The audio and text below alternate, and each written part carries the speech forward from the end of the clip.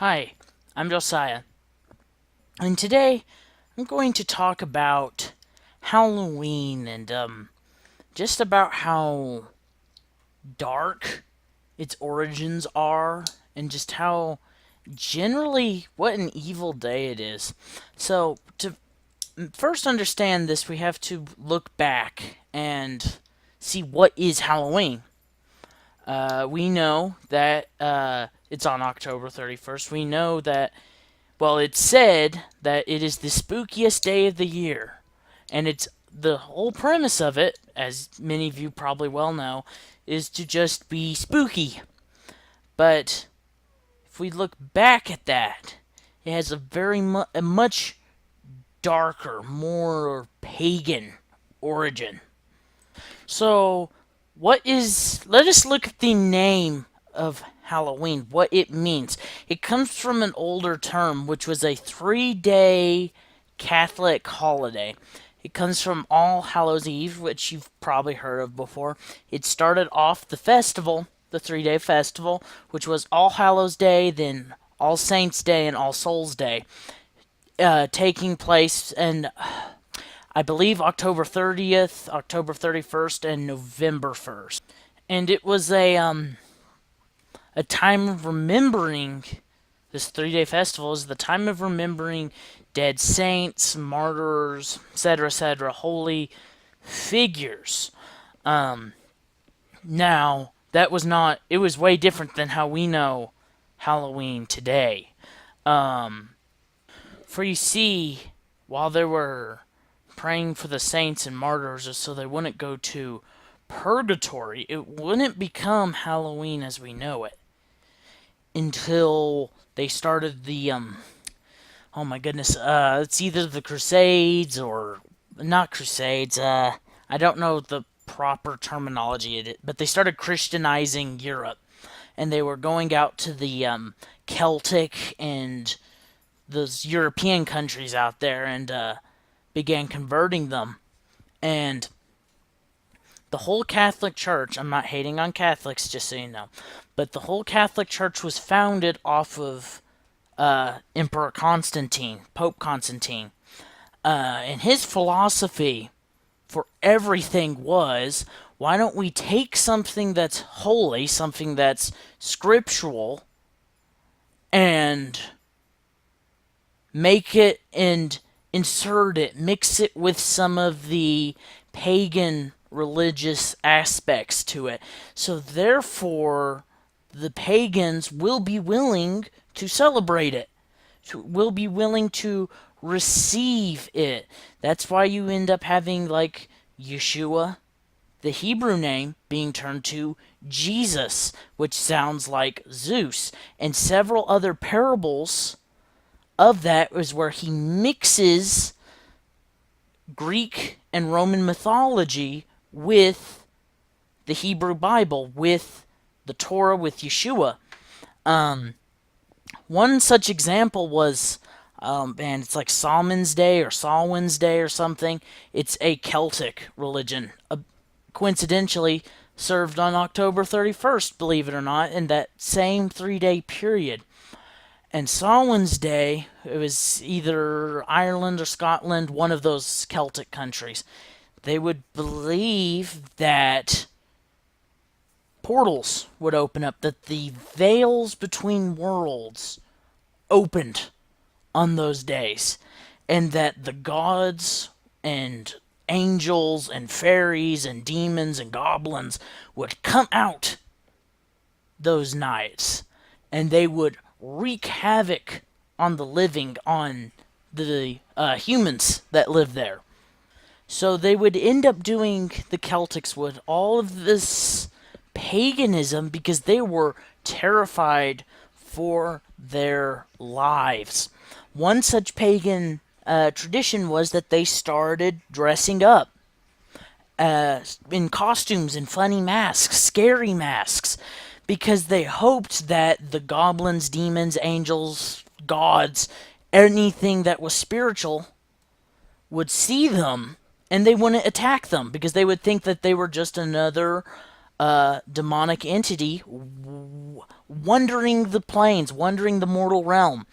They would also then begin to carve out gourds and like squashes and stuff with faces on them, so that the goblins and stuff fairies would stay away from their homes. So the church goes in there and they say, "We're already celebrating this festival of remembering the dead." So they take the this religion, this Celtic religion, and this day of fear, and they mix it with this Catholic holiday. They bond them together. They fuse them, if you were. And now you have a entirely new holiday. Although not typically called Halloween at first, that is pretty close to what we celebrate nowadays, including several of the traditions. I already said about the dressing up aspect of it. And one more, I forgot to say this earlier, was that they would go to house and they would get food from their neighbors. And so we see the trick or treating, or a very base form of it. They would all, and the jack o' lanterns too, which they would carve out of like turnips and squash and gourds. They would also, there was a tradition on Samhain's Day to bob for apples, a popular game played on Halloween nowadays. It was for divinity. It was so that you could see the future. It was typically done by women, and they said that they would see their husbands, their future husbands, husbands that they were not married to yet, that they didn't even know. They would see their future husbands if they would bob for apples on Samhain's Day. And while I'm not 100% certain, I'm pretty sure these would get pretty sensual too, these visions, these manifestations. So, I mean, that is just all sorts of creepiness. And what's even creepier about the term of jack-o'-lantern was like a ghost. I don't remember if he's Celtic, but he's definitely a European legend. Where it was this man named Jack, who was a very sinister, very evil man, somehow conjured up Satan, yes, the devil, and tricked him to go up into a tree, and then Jack carves a cross into the tree. So when the devil sees the cross, naturally he's afraid of it. So he's like, "Let me down." And Jack says, "Only if you will not send me to hell," because Jack was a very evil man. "Only if you will not send me to hell, or take me once I go to hell." And so Satan says, "Fine." And contrary to nature, the devil keeps his agreement. Jack dies. He goes up to heaven, and God says, "No, you are a sinner," and sends him down to hell. Satan, keeping his agreement, does not let him into hell. He sends him out. He says, "Leave." And as he's leaving, somehow he died with holding a gourd or something. And a demon or Satan, one of them, throws a fiery coal into that gourd, making it light up. So then Jack becomes a wandering spirit, which, if you've ever done research into some of the Nephilim stuff, that's really, really pagan. We know that wandering spirits are not a good thing scripturally, considering the fact that whether you call them wandering spirits or demons, Yeshua sure did rebuke several of them throughout the gospel.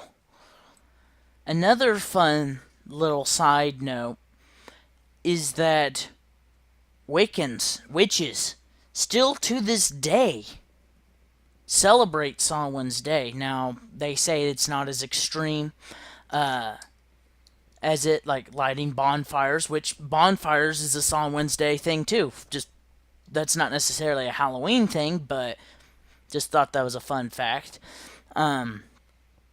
They celebrate it. In fact, that they laugh, and I can't remember. I think it's their High Holy Day, October 31st. So like how my Torah brothers and sisters, how we celebrate on the High Holy Days, which is Passover, Yom Kippur, and Sukkot.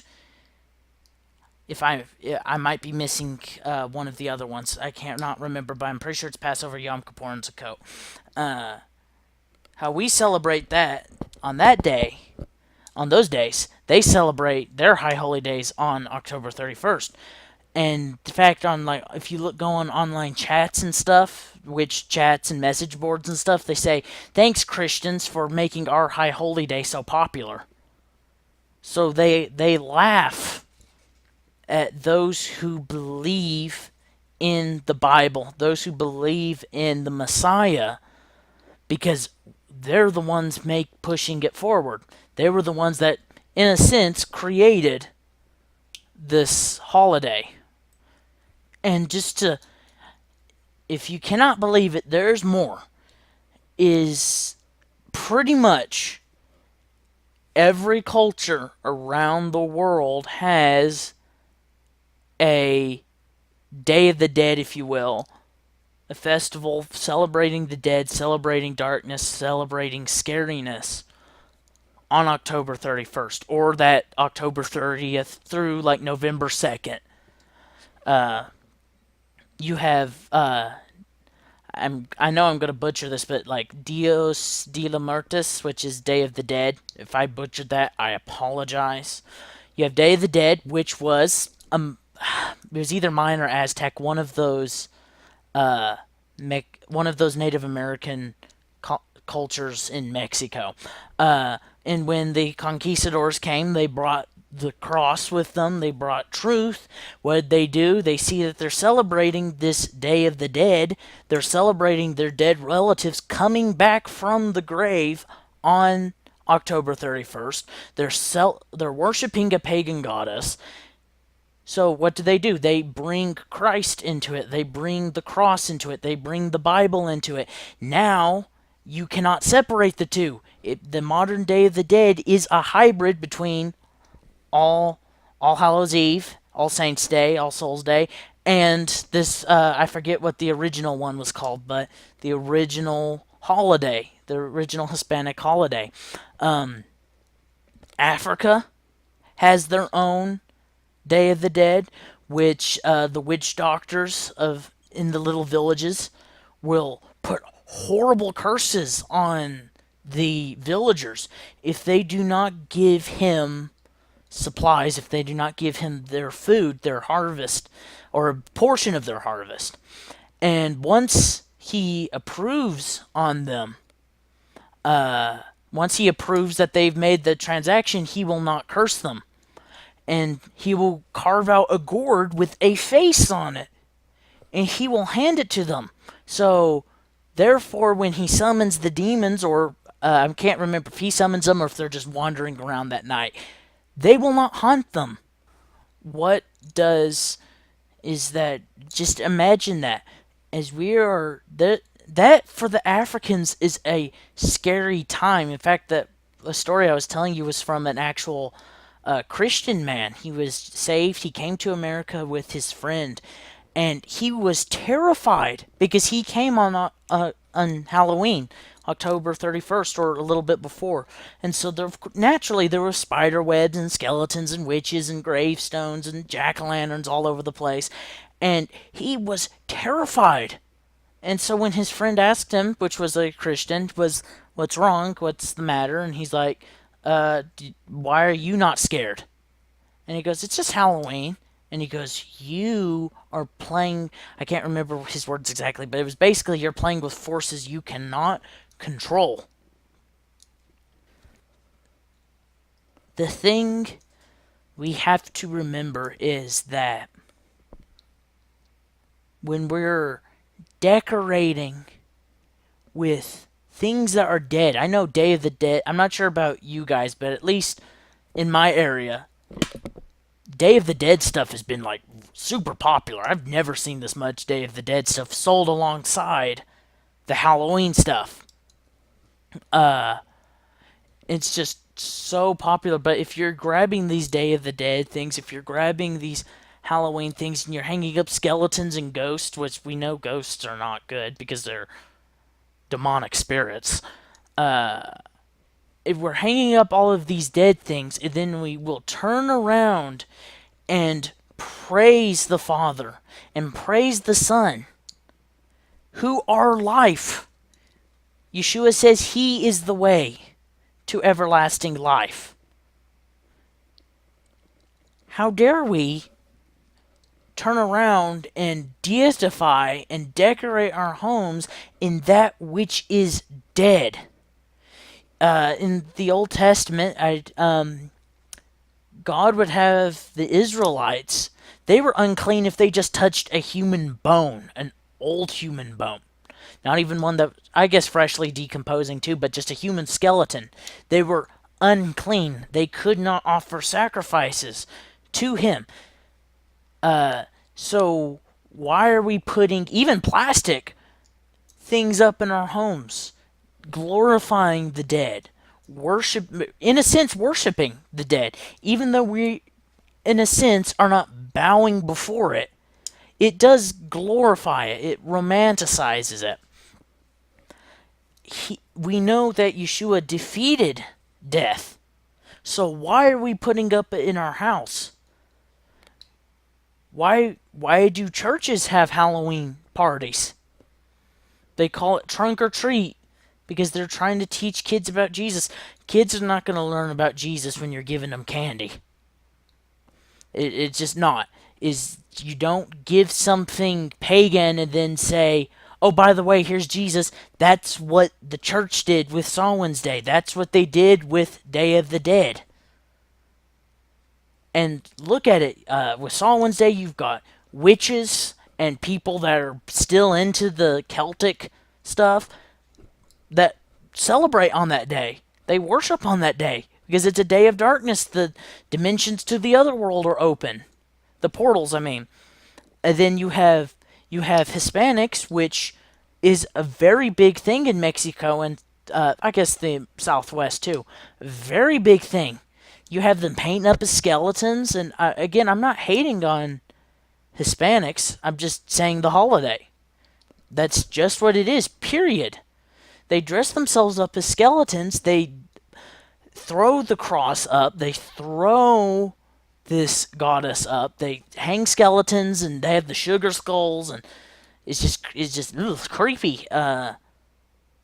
They celebrate this because, as opposed to what Yahweh commands us to do, that when you go into a pagan nation, you destroy those gods. You burn down their high places. You cut down their standing stones. No, what the Catholic Church ended up doing was taking it and mixing it together so that it was a completely new thing. That popular symbol of the Trinity. Surprise, surprise, we're watching the, a while back, we don't watch them anymore, but a while back we were watching the Thor movies, the Marvel movies, the superhero, and lo and behold, his hammer, which is an actual mythological hammer from Norse mythology, has that 3 symbol, that's the Trinity symbol. I don't know which denomination uses it. I can't recall at the top of my head. So in this movie, this Norse god is using this on his hammer. That's their symbol for a pagan nation that is used to deify the Trinity. Now, I'm not necessarily into the whole worshiping the Trinity thing, because in a sense it's kind of setting up other gods. When you get there, it's a little confusing, but you have this pagan symbol used by Norse that was mixed in somehow to Christianity. The 3-leaf clover, the lucky 3-leaf clover, was Irish, and it was a pagan symbol. But the church said, hey, 3 leaves, the Trinity. And so they took those pagan symbols devoted to worshiping other gods and turned it to worship God. Now, we see all throughout the Old Testament what happens if you try to worship God but incorrectly? When you try to service Him, when you come before Him, or you bring up other gods in His face, He says He is a jealous God. So imagine how He feels when we are taking these things devoted to worshiping, to warding off in rituals, demonic entities, regardless of the culture, regardless of where in the world it's coming from, when we take these things worshiping these creatures of darkness, how do you think He's going to respond to that? When we let our little kids run around as witches, which Yahweh says very clearly that you are to execute them. You are not to let witches and fortune tellers survive in the camp of Israel. You must stone them. Which then goes back to that bobbing for apples thing, that divinity, that's the seeing of the future. We cannot bring this up before Him and expect that everything's going to be okay. Because it will not be. We, at least me, I celebrate the 3 fall festivals, Shavuot, Yom Kippur, and Sukkot. I follow those because Yahweh says that in His Word, to follow those 3 festivals. Anything else, except for maybe like Hanukkah or Purim, is in that risk of being pagan. So that's why, again, you have to make all of this stuff up. You have to make this decision for yourself. I'm not trying to force my opinion on you. I am only presenting these facts so that you will think about them. And I encourage you to go out and research them. Do not believe it just because I'm saying it. You should never trust what you see on the internet. But you should go out and research these things for yourselves, because I might be missing something, but usually there's so much more to it than what I can say in this short period of time. Like, you could talk about every little detail of each thing, and it would take hours. So, you have to make these decisions for yourself. But as for my opinion, you cannot serve God and serve Satan.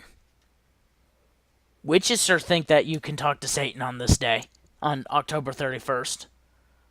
You cannot worship darkness and light, for as the Messiah says, what does light have to do with darkness?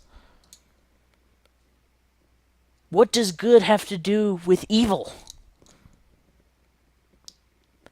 You have to make this decision for yourself. But, in my opinion, I do not think that if you follow the God of Israel, if you believe that Yeshua is the Messiah, that Jesus died and was resurrected on the 3rd day, and that He defeated death, hell, and the grave, I do not think that we should observe Halloween. It just has too many pagan roots, too many pagan origins, and I mean, just imagine, right? You're married, you have your wife, right? Because the word says that we are the bride, right? Correct? That Yeshua is the bridegroom. Imagine your wife says, I love you, I want to be with you forever. Oh, but by the way, let me put up a bunch of old pictures of my old boyfriend. Let me still call him and invoke his name and invite him over and have his clothes in our closet. You would not like that. because she's cheating on you. She is bringing up another man, or in this case, a woman. If you are a woman, then your husband, bringing up another equal, another wife or husband, another spouse before you. She's throwing that up in your face. You would not like that. Neither does Yahweh. Neither does God. But again, you have to make this decision for yourself. Do not just go, okay, I'm going to do it because that guy on the internet said so. No. You have to search this stuff out for yourself. You have to come to this conclusion yourself. I implore you, research everything I've said, not only on Halloween, but scriptures. Spend time in the Word. Come to your own conclusion. So, I guess all that's left to do now is just I'll end this off with a prayer. Yahweh, I thank you for this day, and I thank you for my viewers, and I ask that no matter what hardships they face, that you will be with them, that you will give them hope.